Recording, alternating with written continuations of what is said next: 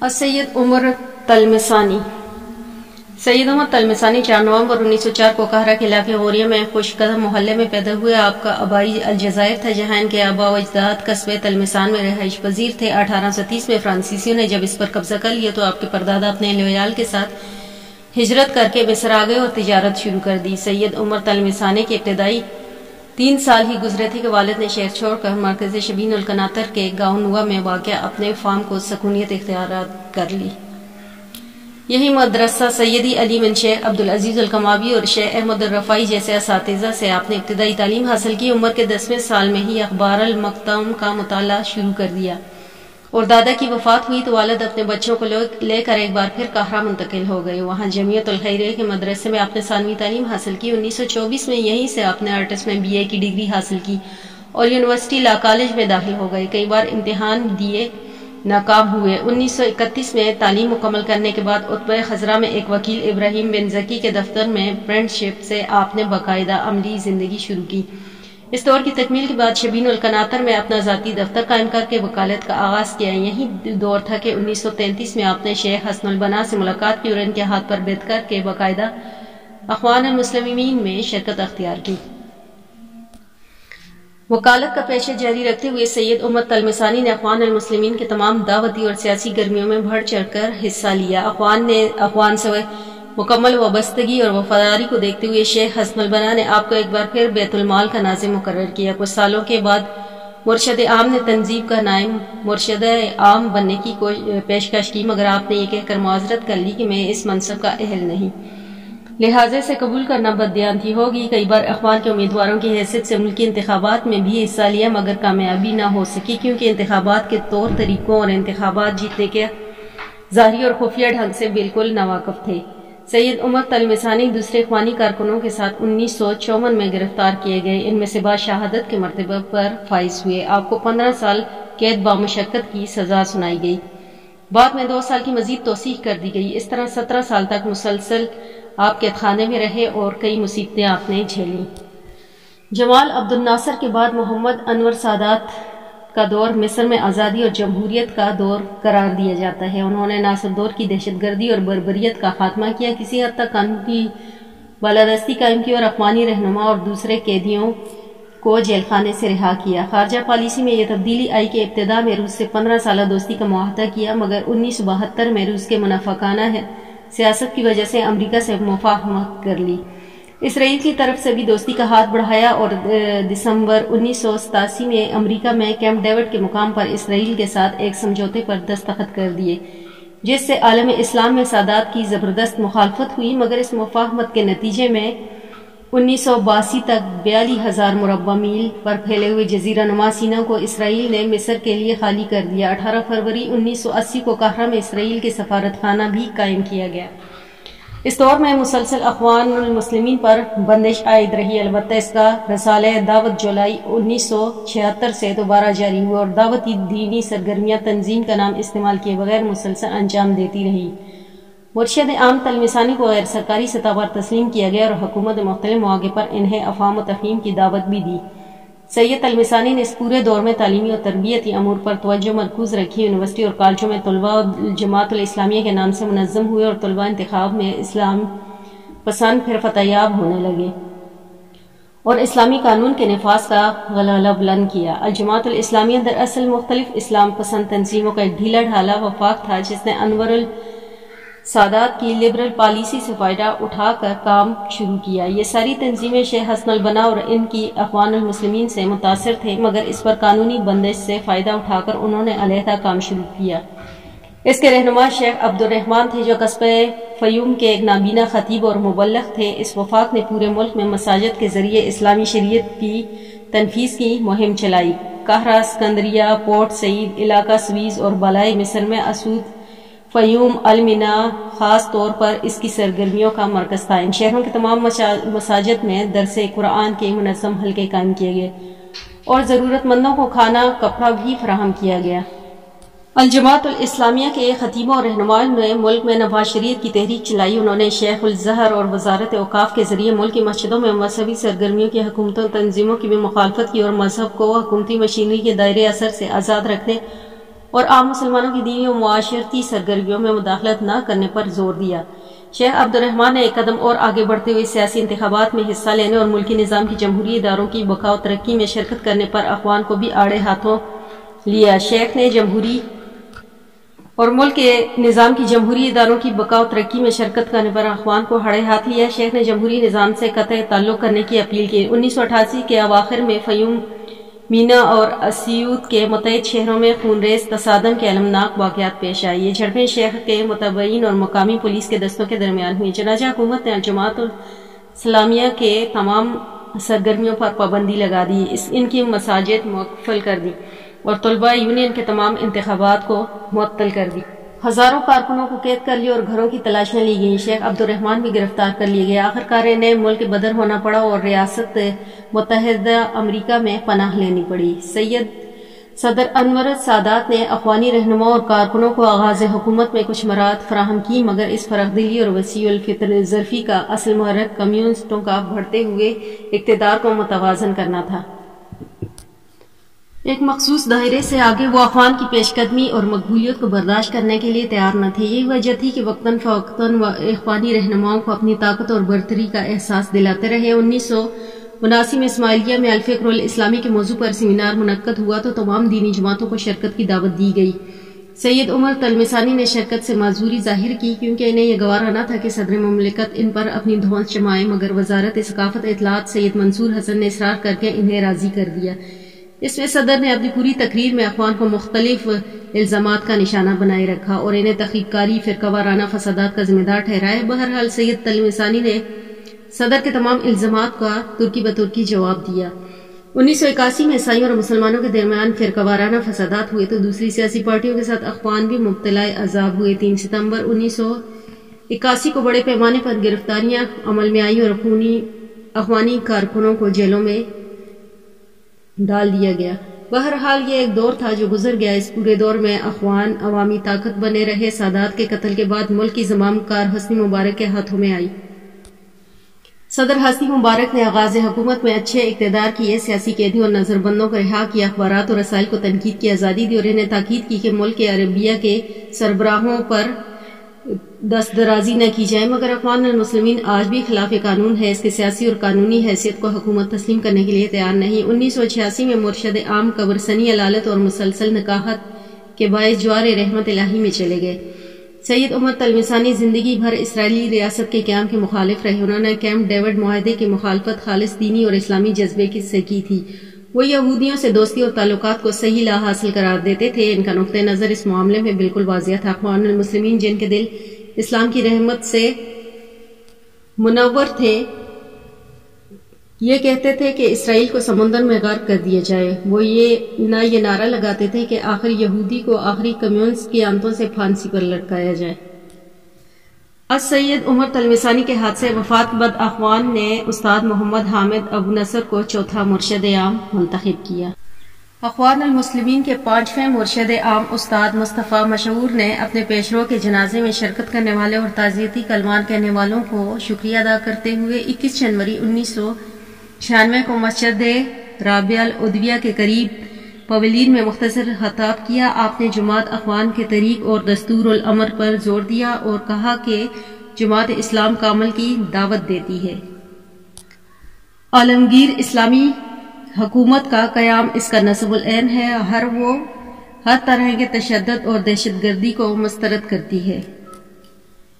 استاد مصطفی مشہور 5ویں مرشد عام ڈیلٹا مصر کے مشرقی خطے القمح کے گاؤں السیدین میں 1921 میں پیدا ہوئے۔ 17 سال کے ہوئے تو 1938 میں اخوان المسلمین میں شامل ہوئے۔ ثانوی تعلیم کی تکمیل کے بعد قاہرہ منتقل ہو گئے اور کلیہ العلوم میں داخلہ لے لیا۔ وہاں سے 1993 میں فلکیات اور صدرگاہوں میں گریجویشن کیا۔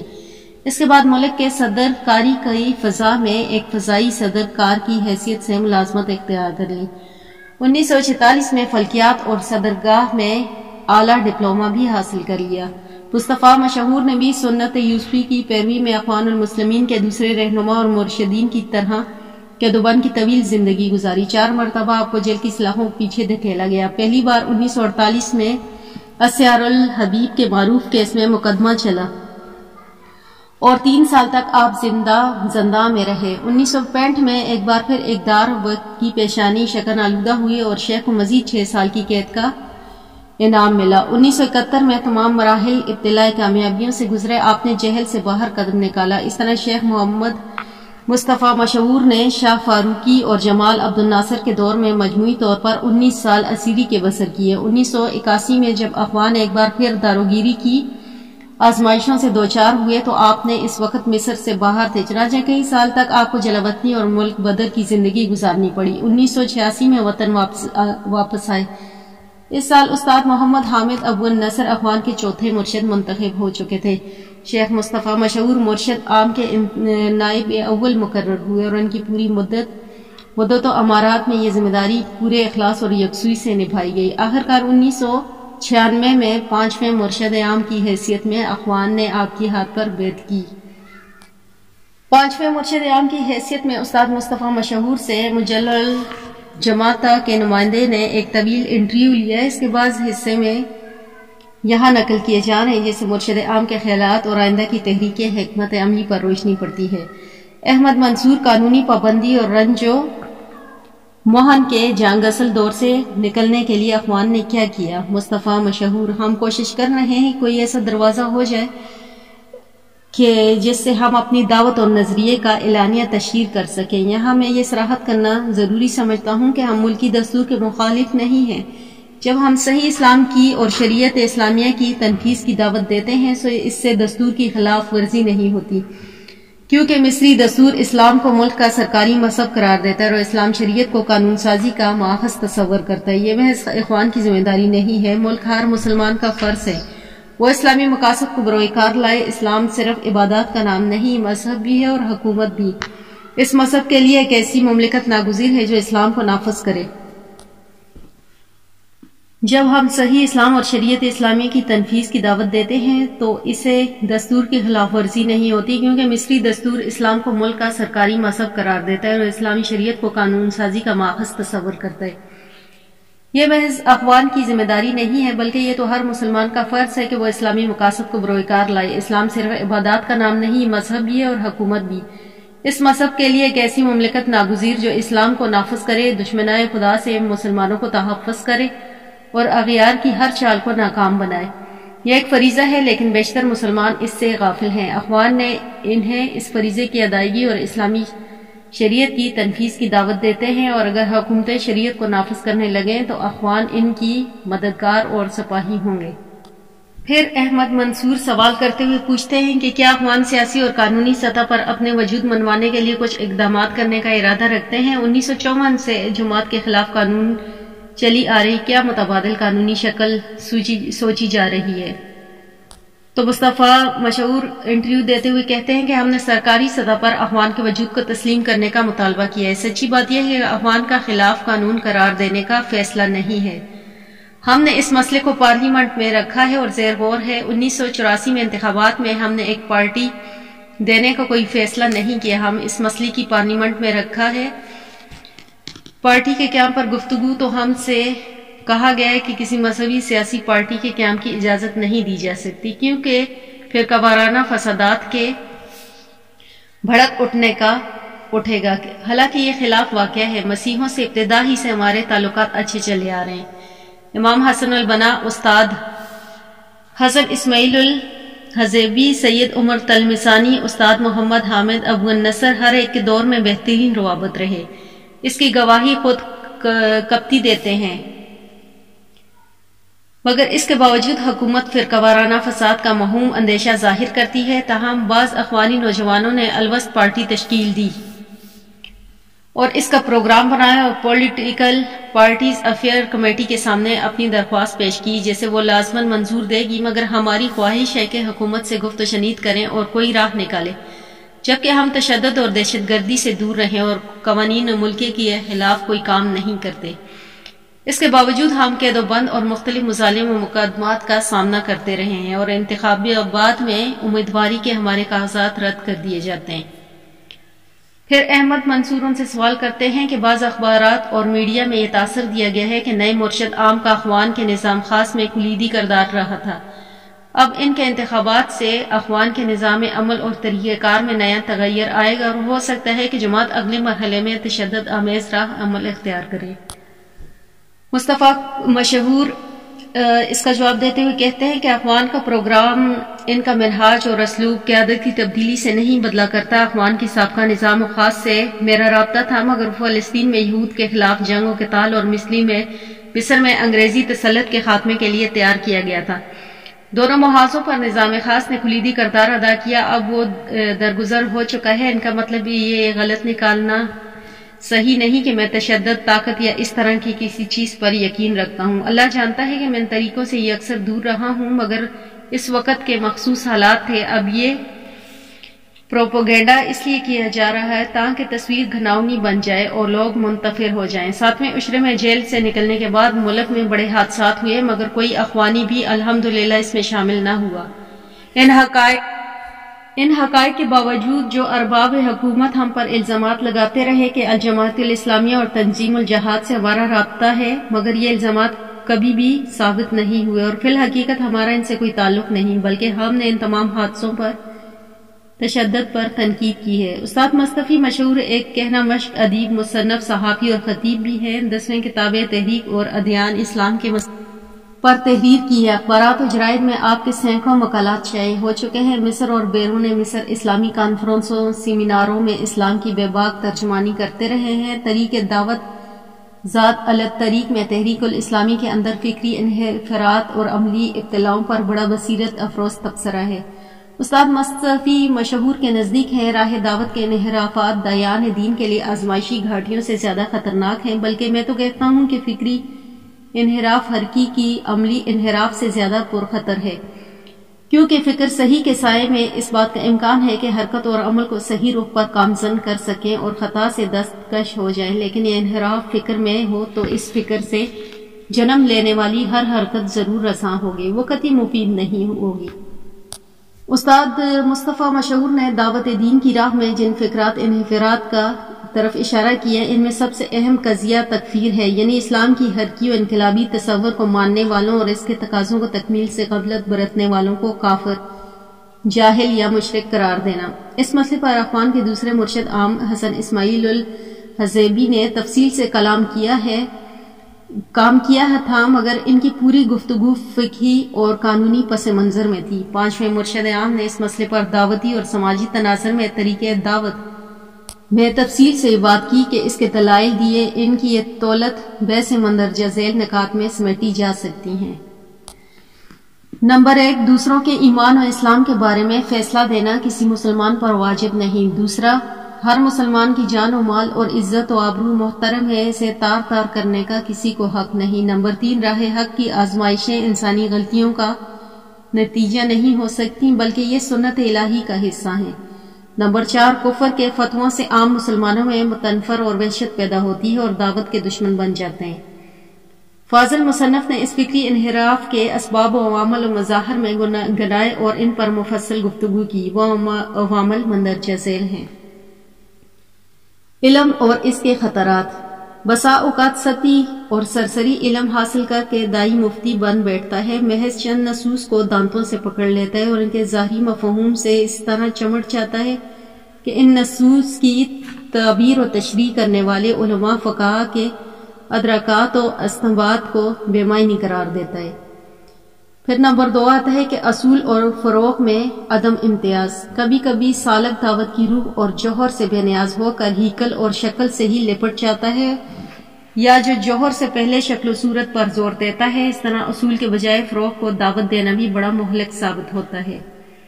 پھر اس کے بعد آ جاتا ہے تفریط و تشدد۔ عبادات و طاعت میں ضرورت سے زیادہ انہماک اور دوسرے فرائض سے غفلت انسان کو ایک رخا، مرتم، بیزار اور متوش بنا دیتی ہے اور نوافل و سنن کی خاطر و فرائض و واجبات کو ترک کرنے کا لگتا ہے۔ پھر چوتھا آ جاتا ہے عجلت اور بے صبری۔ راہ حق کے مصائب سے گھبرا کر دائی دین کبھی شارٹ کٹ ڈھونڈنے لگتا ہے اور قوت و ہتھیار کے استعمال پر آمادہ ہو جاتا ہے، جس سے تحریک اسلامی راہ کھوٹی ہو جاتی ہے۔ تربیت کے بجائے سیاسی طریقے پر زور دینا، یعنی تربیت و تزکیے کی مشکل راہ کو چھوڑ کر سیاسی پارٹیوں کی راہ دائی پر گامزن ہو۔ ایمان اور اسلام کے اصولوں کو بالائے طاق رکھ کے دے اور غلبہ و فتح کے لیے تمام اچھے ہتھ کنڈے استعمال کرنے لگ جائے۔ اشخاص اور قائدین پر انحصار۔ تحریک میں اصل اہمیت اصولوں اور عقائد و نظریات کی نہ رہ جائے بلکہ تحریک کے افراد کے گرد گھومنے لگے اور سارے پروگراموں کی کامیابی کا انحصار شخصیات پر ہو جائے۔ ان فکری انحرافات اور عملی آزمائشوں سے عہد برآں ہونے کے لیے فاضل مرشد عام نے صحیح راہ کا تعین بھی کیا۔ اگر ہم واقعی یہ چاہتے ہیں کہ اسلام کے لیے خیر و امن اور سعادت کی تحصیل کریں اور اس سرزمین پر دین الہی کا غلبہ و تمکن سے ہم کنار کریں تو ہمارے لیے لازم ہے کہ ہم اس راہ پر گامزن ہوں جس پر اللہ کے رسول چلے تھے، یعنی ایمان و عمل اور محبت و اخوت کی راہ۔ اس میں کوئی تبدیلی و تغیر نہ ہو اور نہ کوئی افراط و تفریط ہو۔ استاد مصطفی مشہور کی ہوشمند قیادت، باوقار حکمت عملی اور متعین و سنجیدہ افکار نظریات کے اثرات اور نتائج کو عالم اسلام اور مصر کے مورخین ضرور محسوس کریں گے۔ ان کے نظریات کی پختگی اور تحریروں کے رسوخ و استحکام پر تیسرے مرشد عالم السید عمر تلمسانی نے بڑا جامع تبصرہ کیا ہے۔ ہر علم کا ایک فہم اور فقہ ہے جس کا حامل و طالب اس علم کے ناگزیر عناصر کا ادراک کرتا ہے۔ احکام القرآن کا ایک فقہ ہے، سنت مطہرہ کی اپنی فقہ ہے اور سیرت نبوی کی اپنی فقہ۔ اس طرح دین کی دعوت و اصلاح کی ایک فقہ ہے اور اس علم کے گہرائیوں اور ناگزیر عناصر کو وہ ادراک کر سکتا ہے جسے اللہ نے دین، علم اور اخلاص کی دولت سے نوازا ہے۔ دین سے آتا ہے اور علم وضاحت و صراحت کی تکمیل ہوتی ہے اور اخلاص سے عمل کو کامیابی ملتی ہے۔ استاد محمد حامد ابو النصر۔ استاد ابو النصر فروری 1913 میں مصر کے مردم خیز خطے اسود کے شہر منفلوط میں پیدا ہوئے۔ خاندان علم و دوست اور محب وطن تھے۔ دادا شیخ ابو النصر اپنے دور کے معروف علماء ظہر میں سے تھے۔ ثانوی تعلیم کی تکمیل کے بعد والد کی جائیداد کی حفاظت اور نگرانی کے لیے یکسو ہو گئی کیونکہ لمبی چوڑی زراعتی زمین کے وارث تھے۔ 1933 کے اواخر میں شیخ حسن البنا سے ملاقات ہو گئی اور ان کی دعوت اور جدوجہد سے اتنے متاثر ہوئے کہ پوری زندگی داؤ پر لگا دی۔ مصر کی سطح پر مرتفع کے علاقے میں اخوان میں سب سے پہلے آپ ہی نے شمولیت اختیار کی۔ منفلوط کی شاخ کے ایک ذمہ دار کے منصب سے ترقی کرتے ہوئے یہ تاسیسی کی رکنیت سے سرفراز ہوئے، پھر جماعت کی سب سے بااختیار مجلس مکتب الارشاد کے رکن منتخب ہوئے۔ قید و بند کے تمام جائے غسل مراحل سے دوسرے اخوانی رہنماؤں کی طرح شیخ ابو النصر بھی گزرے۔ 1954 کے حادثے میں گرفتار کیے گئے تو 25 سال قید بامشقت کی سزا سنا دی گئی۔ بعض مبصرین کا خیال ہے کہ شاہ فاروق کے اس دور میں حکومت کو اگر جمال عبد الناصر کا خوف نہ ہوتا تو اسیوط سے منسوب ہونے کی وجہ سے شیخ کو جانتا تھا تو انہیں پھانسی پر لٹکا دیا گیا ہوتا۔ 25 سال کی یہ مدت جیل میں ان کی اثبات و استقامت اور صبر و رضا و مقصد سے کامل شفتگی اور اس کی راہ میں مکمل جانسپاری کا درخشاں اور تابناک دور ہے۔ 1974 میں بعض مبصرین کا خیال ہے کہ شاہ فاروق کے اس دور حکومت کو اگر جمال عبد الناصر کا خوف نہ ہوتا تو وہ اسود سے منسوب ہونے کی وجہ سے شیخ کو جانتا تھا تو انہیں پھانسی پر لٹکا دیا گیا ہوتا۔ 25 سال کی مدت جیل میں ان کی ثبات و استقامت اور صبر و رضا و مقصد سے کامل شگفتگی اور ان کی راہ میں مکمل جانسپاری کا درخشاں اور تابناک دور ہے۔ 1974 میں انہیں جیل کے مظالم سے رہائی نصیب ہوئی۔ استاد محمد حامد ابو نصر کے 10 سالہ دور قیادت میں اخوان نے سیاسی سطح پر معمولی کامیابیاں حاصل کر لی، اگر تنظیمی سطح پر وہ اب بھی خلاف قانون رہے مگر عوام میں اس کی جڑیں پھر گہری ہوئی اور اس کے وجود کو برابر تسلیم کیا گیا۔ ملک کی پیشہ ورانہ تنظیموں اور کالجوں اور یونیورسٹیوں کی تدریسی انجمنوں میں اخوان کے رکن اور رہنما حاوی ہیں۔ ان کے تمام انتخابات میں اسلام پسندوں کو فتح حاصل ہوئی۔ اپریل 1987 میں حزب العمل اور حزب الحرار سے مفاہمت کر کے اخوانی کارکنوں نے پارلیمانی انتخابات میں حصہ لیا اور پہلی بار جماعت کی تاریخ میں مصری پارلیمنٹ میں 36 امیدوار کامیاب ہو کر پہنچے اور کامیاب حزب اختلاف کے کردار ادا کیے۔ مسجد شورا کے وسط مدنی انتخابات میں بھی اخوان نے حصہ لی۔ 1990 کے پارلیمانی انتخابات کے مکاتبے میں اخوانی کارکنوں نے قائدانہ کردار ادا کیا۔ بعد میں دوسری سیاسی پارٹیوں کو بھی اس مکاتبے میں شامل ہونا پڑا۔ اخوان نے بائیکاٹ کر کے یہ فیصلہ ایمرجنسی کی توسیع کے خلاف کیا تھا۔ 1992 میں مقامی انتخابات میں بھی اخوان شامل رہے۔ 1993 میں صدر حسنی مبارک کی صدارت کی تیسری بار توسیع کی اخوانیوں نے مخالفت کی، جس کی وجہ سے ان کے باعثی قائدین کو 1995 میں فوجی عدالتوں کا سامنا کرنا پڑا اور ان میں سے 54 کو جیل کی ہوا کھانی پڑی۔ چوتھے مرشد عام کے دور میں تنظیم الاخوان المسلمین داخلی استحکام اور تربیتی استقراری سے ہمکنار ہوئے۔ مقامی شاخوں سے لے کر مکتب الارشاد کے اراکین اور سربراہوں تک کے انتخابات میں شرعیت اور جمہوریت کی روح کو جاری و ساری کیا گیا۔ اس طرح عام اراکین میں خود اعتمادی، حساس، ذمہ داری اور شراکت کی قدروں کو فروغ ملا۔ اس کی آزمائش کے دور کے آغاز کے بعد سے ہی جماعت میں پہلی بار ممکن ہوا۔ 1991 میں اخبار الحرام کے ایک ذیلی ادارے سینٹر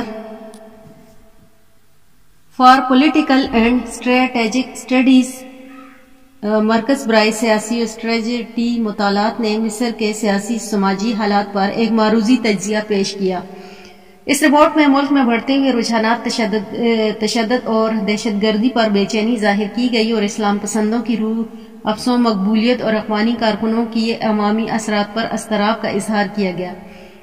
رپورٹ سے اندازہ ہوتا ہے کہ استاد ابو النصر کے دور میں اخوان پر مرجع خلائق بننے لگے۔ رپورٹ میں انجمن اطباء، انجینئر ایسوسی ایشن، طلباء تنظیم، اساتذہ جیسی پیشہ ورانہ تنظیموں اور انجمنوں کے انتخابات میں اخوانیوں کی کامیابیوں کا بھی جائزہ لیا گیا۔ 8ویں عشرے کے نصف و آخر انجمن اطباء مصری معاشرے میں سب سے متحرک اور فعال انجمن باور کی جاتی ہیں۔ اس کی وجہ ایک تو ملک میں سیاسی و معاشی اور معاشرتی ارتقاء ہے اور دوسری وجہ تحریک اسلامی کے بڑھتے ہوئے اثرات ہیں۔ تحریک اسلامی کے جن طلباء نے کالجوں یونیورسٹیوں میں قیادت کی اور پیشہ ورانہ کالجوں میں اپنے اثرات قائم کیے، وہی طلباء آج تمام پیشہ ورانہ انجمنوں میں قائدانہ کردار نبھا رہے ہیں۔ آج معاشرے کے تمام ادارے قانون کے دائرے میں رہ کر کام کر رہے ہیں اور ملکی دستور کی حدود میں اپنی سرگرمیاں انجام دے رہے ہیں۔ ان تمام پیشہ ورانہ انجمنوں کو قانون کے تحفظ فراہم کیے گئے ہیں اور ڈاکٹروں کے درمیان مشترکہ افکار و اقدار کی اشاعت و استحکام اور ممالک عربیہ کی دوسری طبی انجمنوں سے تعاون کے لیے مصروف تک و تازہ رہ سکتی ہے، تاکہ صحت کا معیار بلند رہے اور آزادی، وطن، ترقی، معاشرے اور وحدت عربیہ کے مقاصد کا حصول ممکن ہو سکے۔ نیز مصری ڈاکٹر کا دنیا کے دوسرے ڈاکٹروں سے رابطہ بہتر اور مضبوط رہے۔ یہ قانون 1959 میں بنایا گیا اور اشتراکی عناصر نے اس سے فائدہ اٹھایا۔ انجمن اطباء میں اسلامی عناصر کے غلبے کی وجہ سے بڑے دورز اثرات مرتب ہوئے۔ انجمن اطباء کے انتخابات میں اراکین کی دلچسپی کافی بڑھی۔ 1982 میں ووٹ دینے والوں کا تناسب 4%، 1984 میں 18% اور 1986 میں 17% تھا۔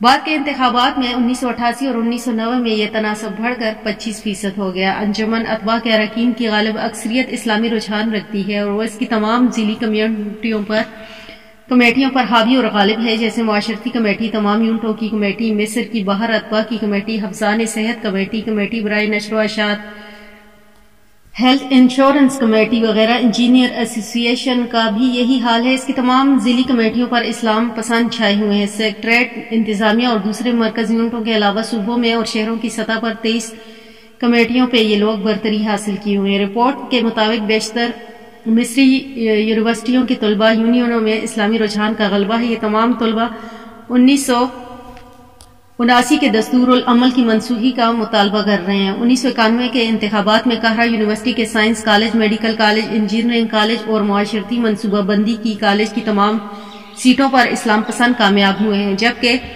Veterinary college of agriculture, college of archaeology اور آرٹس کالج میں بھاری اکثریت سے، اور college of economics, college of political science, college of pharmacy, dental college of community catcher میں 1/3 یا 2/3 نشستوں کے حصول کے ساتھ وہ فتح یاب رہے۔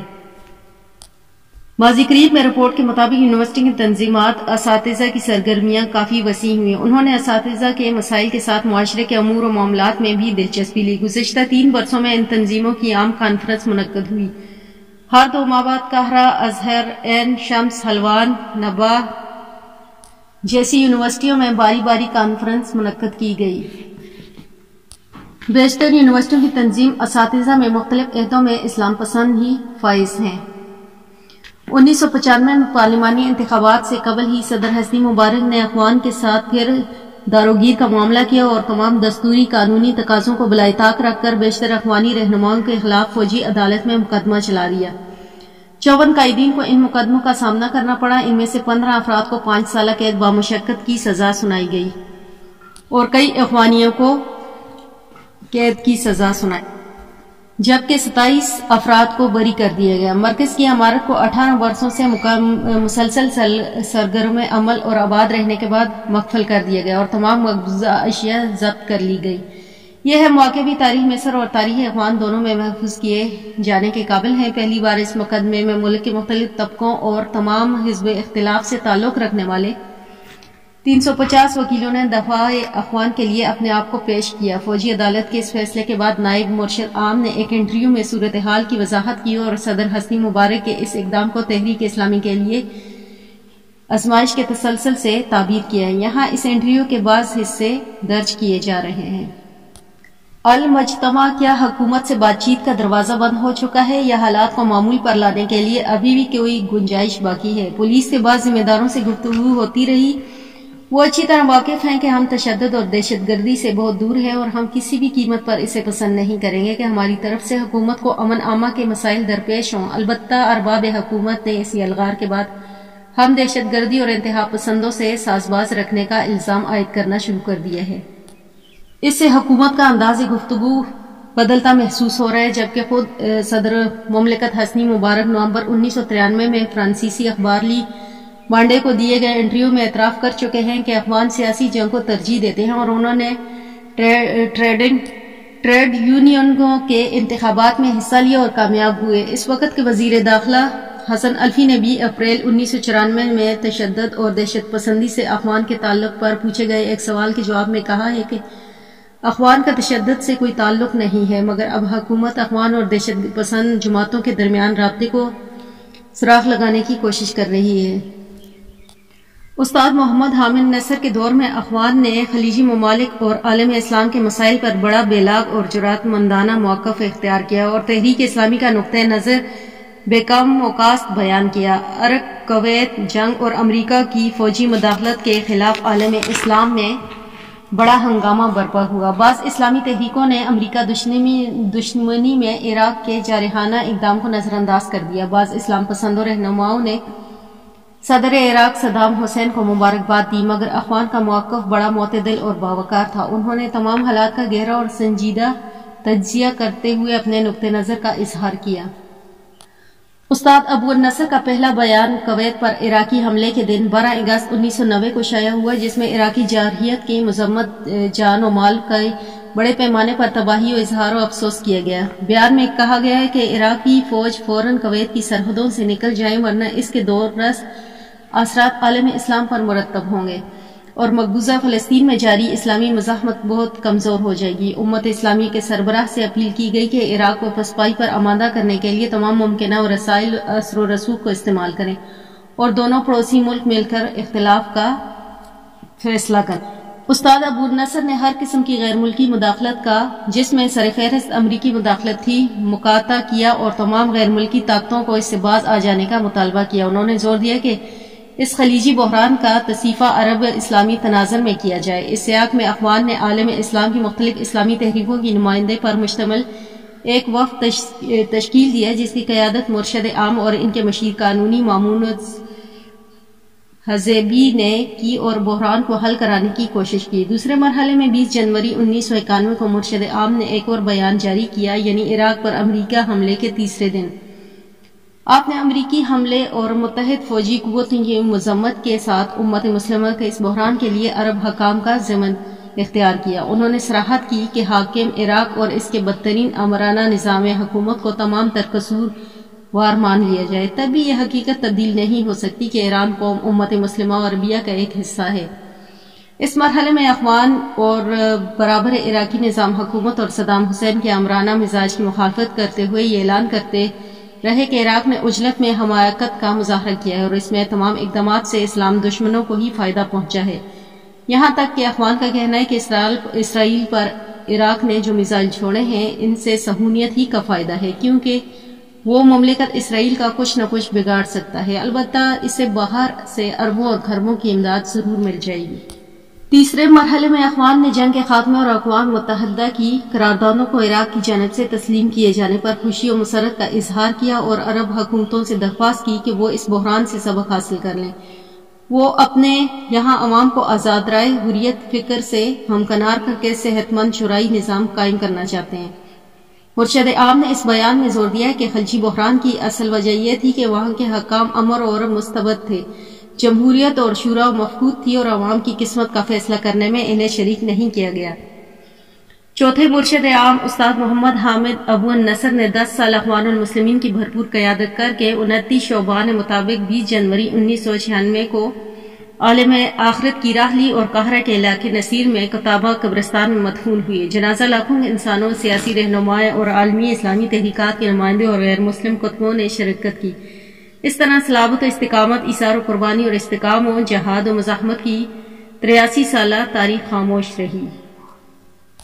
تجہیز و تکفین سے فراغت کے بعد لاکھوں کے مجمع عام میں مشیر القانونی اخوان المسلمین استاد مامون الحزبی نے مرحوم کی خدمات اور مجاہدانہ سرگرمیوں پر روشنی ڈالتے ہوئے یہ اعلان کیا کہ مرشد عام نے اپنے مرض وفات سے کچھ پہلے اپنے نائب اول مصطفیٰ مشہور کو اپنا جانشین مقرر کر دیا ہے۔